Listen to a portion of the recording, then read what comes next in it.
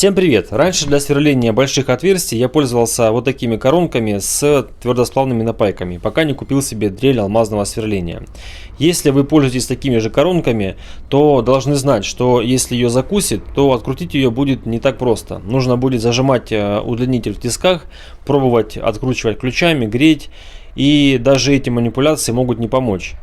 На самом деле открутить ее можно без особых усилий. Эта идея пришла мне в голову случайно и много раз меня уже выручала. Желательно, чтобы у вашего перфоратора в режиме долбления был стопор, который фиксирует удлинитель и не дает ему крутиться. Если удлинитель будет крутиться, то скорее всего у вас ничего не получится, либо это будет намного сложнее. Итак, переводим перфоратор в режим долбления. Ставим его на пол вот таким образом, затем нам нужно будет нажимать на кнопку включения ногой, и в то время, пока перфоратор работает, надавливать на коронку и пытаться ее откручивать. Ставим перфоратор в удобное положение и нажимаем на кнопку ногой. И вот таким образом пытаемся откручивать коронку.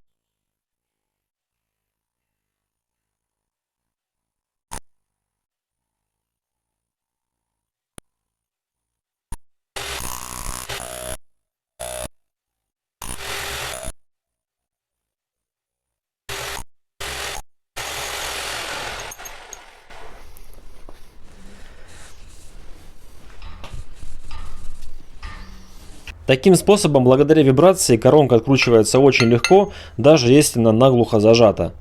Так что пробуйте, способ работает на все 100%. А еще перед тем, как закручивать коронку в удлинитель, я делал следующее. Брал обычную фум-ленту, толстую, не китайскую, вот именно такую плотненькую, и наматывал ее на резьбу. Раз, два, три, 4, 5 мотков. И в таком виде закручивал коронку в удлинитель.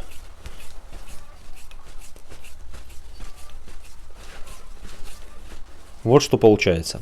Таким образом, между резьбой коронки и удлинителя образуется прокладка, которая в некоторых случаях защищает ее от закусывания. Тоже иногда помогает. Если видео было полезным, не забудьте поставить лайк, подписаться и написать комментарий. Еще предлагаю подписаться на мой телеграм-канал, в котором еще больше полезной информации, и еще там регулярно проходят розыгрыши, поэтому переходите и подписывайтесь. Спасибо за внимание, всем пока.